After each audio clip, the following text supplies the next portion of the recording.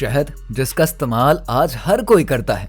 कोई सुबह सुबह उठकर गर्म पानी में मिलाकर पीता है तो कोई बड़े ही चाव से शहद को चम्मच में भर कर खाता है।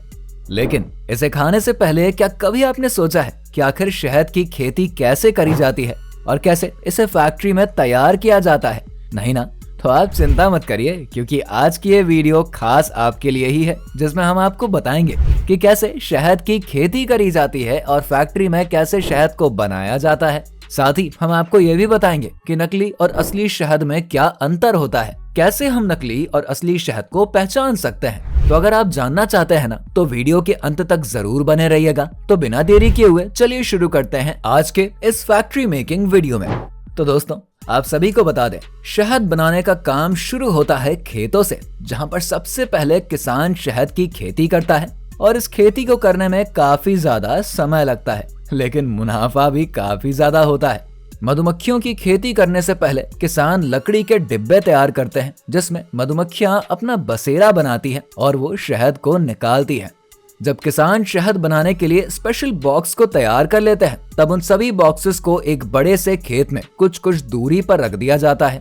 रखने के बाद उन सभी बॉक्सेस को एक एक रानी मधुमक्खियों के साथ कई सारी वर्कर्स मधुमक्खियों को छोड़ दिया जाता है। रानी मधुमक्खियों को इसलिए रखते हैं क्योंकि जब तक उस बॉक्स में रानी मधुमक्खी होती है, तब तक वर्कर्स मधुमक्खी उस जगह को छोड़कर कहीं भी नहीं जाते हैं। इसीलिए सभी बॉक्स में एक एक रानी मधुमक्खियों को भी छोड़ा जाता है। अब वैसे तो हम सभी जानते हैं कि जब मधुमक्खियां नेचुरल किसी भी जगह पर अपना छत्ता लगाती हैं, तो वो फूलों का रस चूस कर आती हैं और अपने छत्ते पर छोड़ती हैं। लेकिन यहाँ पर इन मधुमक्खियों को इतनी मेहनत नहीं करनी पड़ती है, क्योंकि जो किसान शहद की खेती करता है वो उन सभी बॉक्सेस में चीनी का घोल रखते हैं और मधुमक्खी उन चीनी को दिन भर खाती है और एक समय खाकर उसे शहद में कन्वर्ट करके मुंह से निकाल कर जमा भी कर देती है। बता दें कि ये जो बॉक्स होते हैं ना, इनमें कई सारे फ्रेम्स लगाए जाते हैं, जिन पर मधुमक्खी अपना बसेरा करती है और वो शहद को जमा करती है और फिर बाद में इसी फ्रेम से शहद को निकाला जाता है। करीब 3 से 4 महीनों तक किसान इसी तरह मधुमक्खियों को खाना खिलाते हैं और शहद को जमा करवाते हैं। जब किसान को लगता है कि हाँ, अब शहद पूरी तरीके से बनकर तैयार हो चुका है, तब बारी आती है इस शहद को निकालने की। डिब्बे से शहद को निकालने के लिए सबसे पहले किसान खुद की सेफ्टी करता है और सेफ्टी करने के लिए बड़े बड़े दस्ताने और मुंह पर जालीदार मास्क पहनकर उस डब्बे के पास आता है। और इस बार किसान अपने हाथों में चीनी ना लेकर बल्कि धुआं लेते हैं और ये धुआं उस डिब्बे के अंदर डालते हैं, ताकि उस पर लगी हुई सारी मधुमक्खियां भाग जाएं और इस पर लगा हुआ शहद हम इकट्ठा कर सके। वो कहते हैं ना दोस्तों कि सुरक्षा खुद के ही हाथों में होती है। हालांकि ये मधुमक्खियां काटती नहीं है, लेकिन फिर भी कब किसका मूड बदल जाए पता ही नहीं चलता। क्योंकि अगर आप किसी को किसी के घर से बेदखल करेंगे तो उसे गुस्सा तो आएगा ही ना, और इसी गुस्से को सहन करने के लिए किसान अपनी पूरी सेफ्टी के साथ ही जाता है। सारी मधुमक्खियां हटाने के बाद अब बारी आती है उनमें से शहद को निकालने की। लेकिन उससे पहले हम आपको बता दें, कई बार जमा किए गए शहद को कई बड़ी बड़ी कंपनियां खरीद लेती हैं और उन्हें अपनी फैक्ट्री में ले जाकर निकालकर डिब्बे में पैक करवाती है और फिर उन्हें बेच देते हैं। तो वहीं कई बार ये किसान खुद जमा किए हुए शहद को निकालते हैं और सबके घर घर में जाकर बेचते हैं। लेकिन आज हम आपको फैक्ट्री मेकिंग प्रोसेस बताने जा रहे हैं। इसीलिए जब डिब्बे में से शहद से लिपटे हुए फ्रेम को निकालकर उन पर से मधुमक्खियों को हटाया जाता है, तब उन सभी फ्रेम को फैक्ट्री की ओर भेज दिया जाता है, जहां पर सबसे पहले वर्कर्स इन फ्रेम को संभाल कर ट्रक पर लोड करते हैं और फैक्ट्री में उसे भेज देते हैं। जैसे ही ट्रक फैक्ट्री में पहुंचती है, वैसे ही फैक्ट्री में मौजूद सारे वर्कर्स इन ट्रक्स पर लदे हुए शहद के सभी फ्रेम्स को बड़ी ही सावधानी के साथ उतारते हैं और फिर उन्हें कन्वेयर बेल्ट पर रखकर आगे की तरफ बढ़ा देते हैं।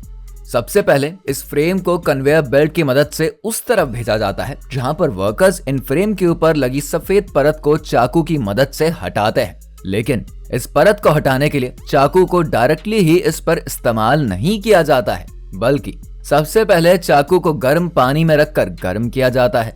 उसके बाद चाकू की मदद से इन फ्रेम पर लगे सफेद परतों को हटाया जाता है। हटाने के बाद इन्हें दोबारा से कन्वेयर बेल्ट पर ही रखा जाता है और आगे की तरफ इसे प्रोसीड कर दिया जाता है। हालांकि इस काम को बहुत ही सावधानी के साथ किया जाता है, क्योंकि इन सफेद परतों को बहुत ही पतला पतला हटाया जाता है ताकि उनमें से शहद ना आ सके।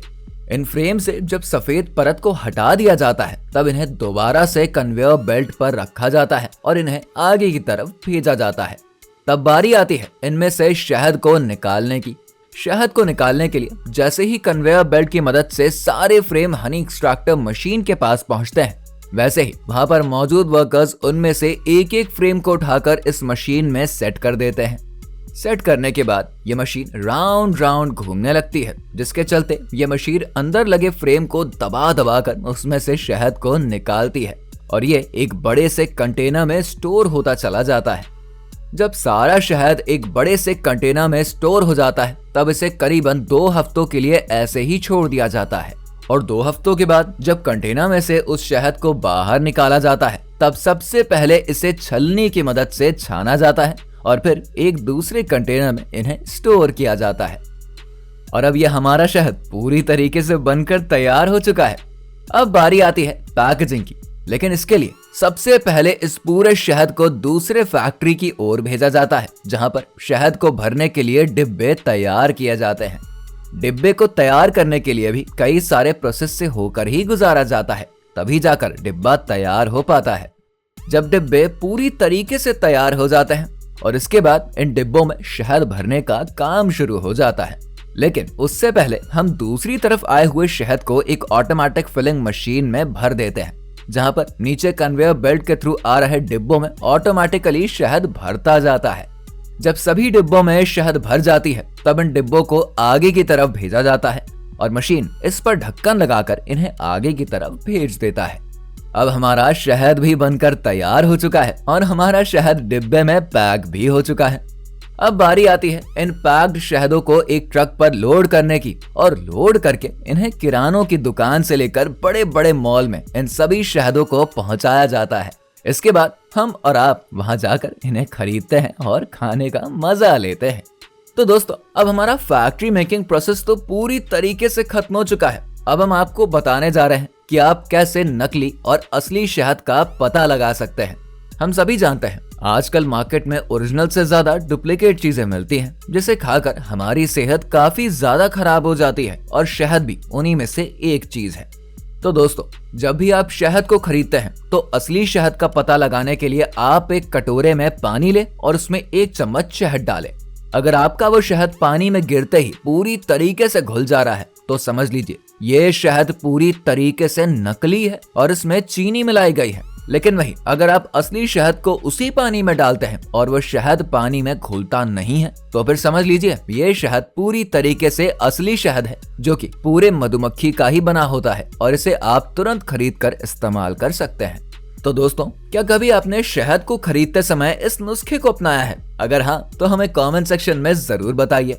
वीडियो में दी गई जानकारी अगर आप सभी को पसंद आई हो तो इसे लाइक और शेयर करके हमारे चैनल को सब्सक्राइब करें, ताकि आने वाली हर एक वीडियो का नोटिफिकेशन सबसे पहले आपको मिल सके।